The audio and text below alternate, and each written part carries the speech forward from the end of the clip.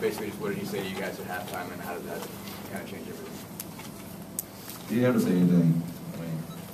I mean, we knew coming in at half what we had to do. We came out too lackadaisical, too lazy, too laid back, and that's not us. That's not who we are this year. And like I said before, earlier in the year, the players is a player-driven team now, and we really want to get on each other and expect it different, and that's what we came out and second half and did. Do you think just that change in attitude, that change in mentality without him having to say anything would have happened the last couple of years? I don't think so. I think we depend on coach motivation. We depend on coaches for inspiration. So I think, like I said, I think it's a different team this year.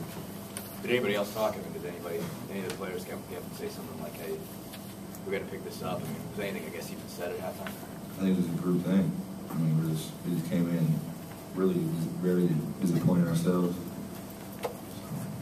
Daniel, can you just talk about the start of the second half when you came in, got a couple steals, kind of got things going? Oh, yeah. I mean, we were obviously a little flat, so that's the majority of my role is to come in and try to pick up the tempo and pick up the energy, and that's what Coach asked me to do at halftime. And, I mean, everybody picked it up, and we had a good start to the second half. So. Victor, what kind of motivation did you have in the second half where you seemed to really turn up your defense a little bit? I just came out there, just gave 100%. I just came out slow along with others on my whole team in the first half, and I had to pick it up the second half, and like when we have slow starts, we have enough depth, like Dan just showed y'all, for other people to step up and bring up the tempo, so when we get in the game, we can feed off their energy as well. So that's what it basically just shows you how much depth we have, and we just need to continue to keep growing instead of good as a team. Speaking of the depth, Derek Elston making a buck at the end of the halftime and then knocking down a three early there in the second half. And what's he bringing to the ball club coming off the bench? I mean, Derek Elston is he's a motivator and he's a high energy player. He had a rough start in the year last year, all in all. And the way he's come out and played this year is phenomenal. And without him, we can't win. And the way he comes off the bench and he brings energy is big for our team.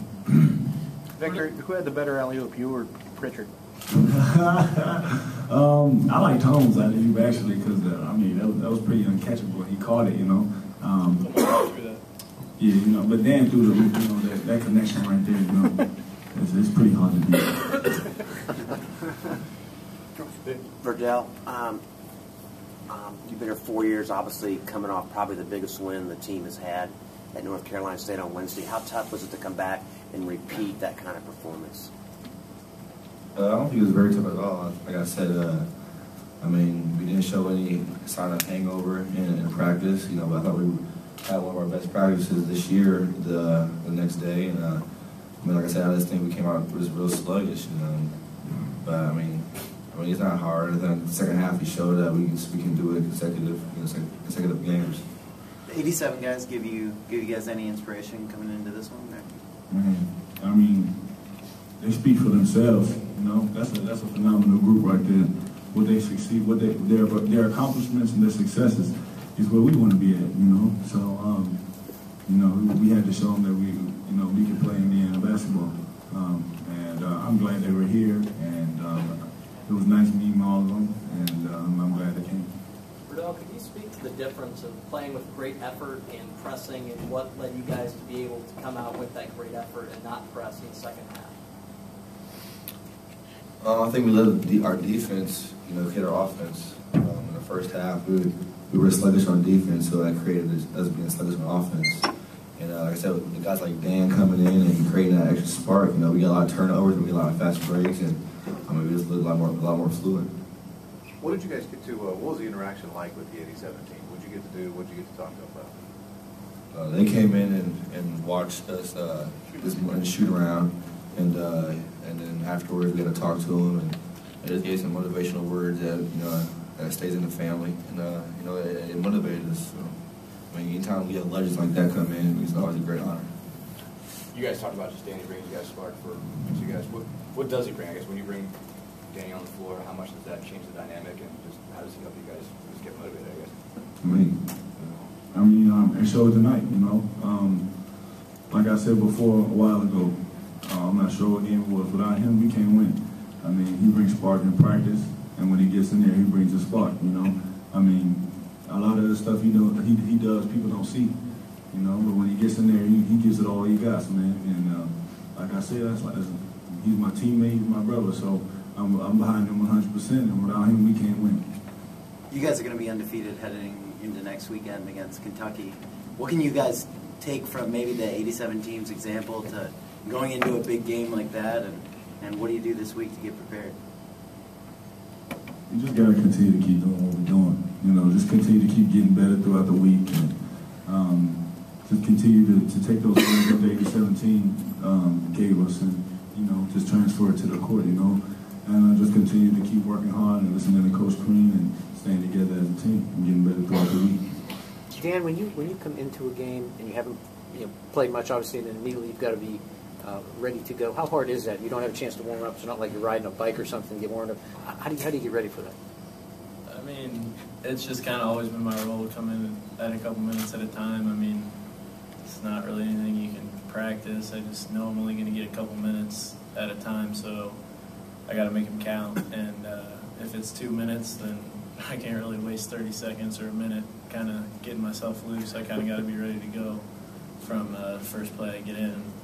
That's what I try to do. I didn't do a great job in the first half, but I felt like I provided some energy that we needed in the second half, but we all picked it up in the second half. So. Hey, Danny, you went to high school in Indiana. Just talk about your experience being the 87 team. What's that mean for you? It's really cool.